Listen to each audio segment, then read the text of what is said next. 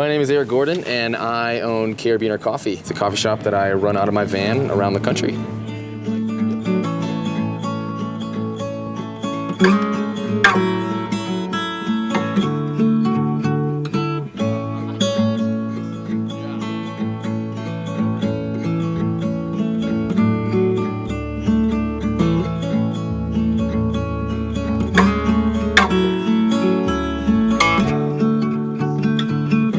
Carabiner Coffee started because I was a climbing instructor, doing that for about 5 years, and it kind of got to the point where I was done doing that. But I still love the climbing community, obviously, and I started to get into coffee a little bit more and realized that coffee could take me anywhere in the world and I could meet anybody that I ever wanted to, really.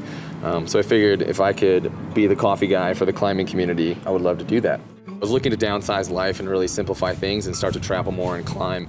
I bought the van off Craigslist after working in a coffee shop for about 8 months. Learned everything I could. That was my first coffee shop I ever worked in. It was feeling solid, so I quit that shop and I started my own coffee business. Breckenridge actually kicked me out for selling coffee on the side of the road. The Forest Service found me and they're like, dude, first the town wouldn't give me a business license because they didn't allow any more mobile vendors, so I went outside of town to the outskirts to the scenic lookouts and started selling coffee there. The Forest Service found me and we're like, sorry dude, dunzo. So then I moved to Seattle and started doing the whole official food truck deal.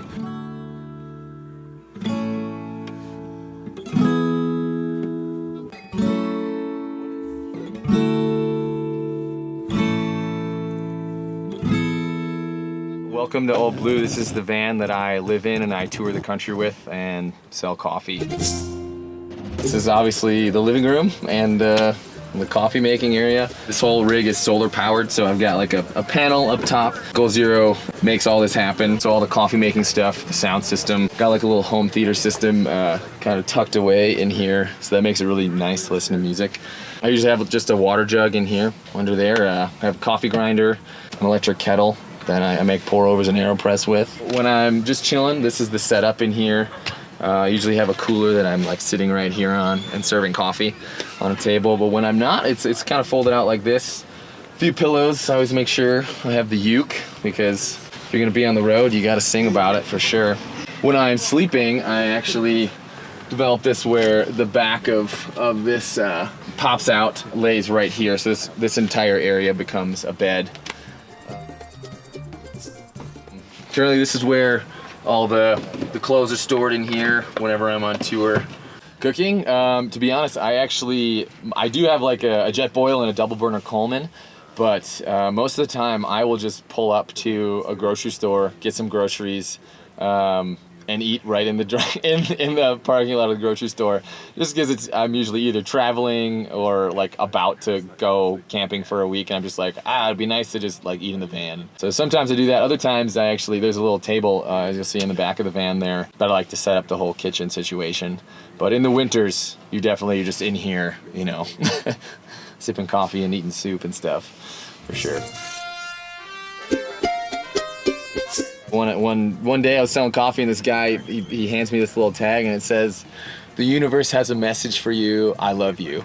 Yeah, this is the coffee mug that my dad hitchhiked with for an entire decade back in the 70s. Yeah, there's tons of stories attributed to that, and it's kind of cool to have that with to you know, just have kind of a little legacy between me and my dad of traveling and living on the road. He's definitely all about, and he's psyched that I chose to live in a van and sell coffee, which is sweet. We're all gonna die one day, and it might be tomorrow, it might be when you're 105. But I would say if you're not living the life right now that you are psyched to wake up and live, change it as soon as possible. Just, you know, if that means quitting your job or if it means tweaking some things, getting rid of some negativity in your life, just go for it. And it might be hard at first, but in the end, do you want to live the best story that you thought you ever could, or do you want to, you know, wake up when you're 90 and say like, shit, I really should have done some different things? Just, you know, put it all out there, live the dream. So that's what I would say to do.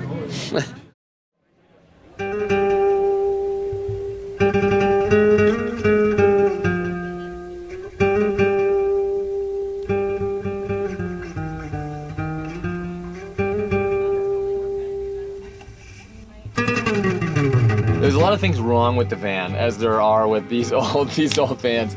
I have, let's see, like the other day I was going down a mountain pass and my brakes started to smoke really hard. So like you got to pull over, and I literally was dumping Nalgene's on the two front brakes, and then I just took a nap on the side of the road. So that's kind of the average story of how I travel. My flashers don't work, so and it's like a pull switch. So I'm literally, when I'm going up a mountain pass, I'm in like second gear, maybe going like 20 miles an hour, and I'm manually flashing my flashers. Also, the blinkers don't work, or like they don't blink by themselves, so I have to like flip the switch to blink either way. Yeah, I mean the engine has blown up once for sure. Yeah, like the alternator pulley literally cracked in half and just was whipping around in the engine compartment once. I had to like run a red light and go park somewhere, otherwise the van was gonna start on fire. So